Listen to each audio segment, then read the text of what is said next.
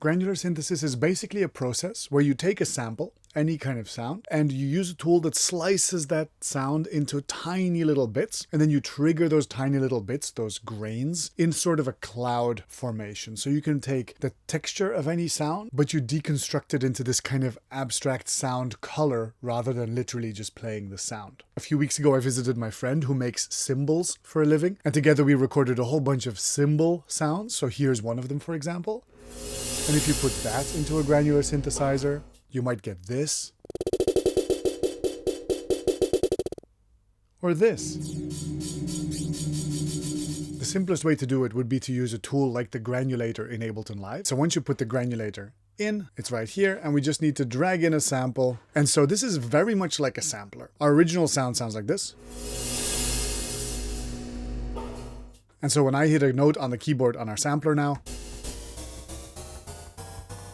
you can see it being triggered here. And the idea is that we're going to turn it into an abstract soundscape or a sound texture rather than literally a symbol. So one of the things that I would do in the granulator is I would hold down a key and hit hold. This will just keep it moving. I don't have to use my hands. And I can now move around, finding the beautiful parts. The texture here is very fresh and clean. So let's use that. But as you can notice, it's a bit machine-like, right? It's like, we're trying to create something organic. And so we're going to add some variation. That's already a lot better. And one of the things that it responds very well to is some very light modulation. So I like to put an LFO next to it, bring the depth all the way down, and map it to, for example, the start position and maybe the grain size. And then slowly bring in. So we've created an endless symbol right now.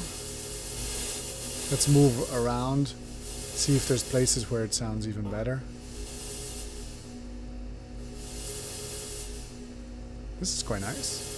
It's this kind of big oscillation movement. Let's try a different sound on that one. Something more percussive. So what can we do with this? Well, first of all, we can make the grain size bigger.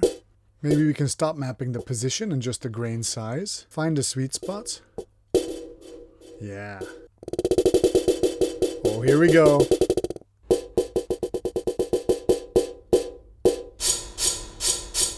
That's cool. There's some envelope settings on the other page. So you can make some crazy effects with this. Let's put some reverb on there.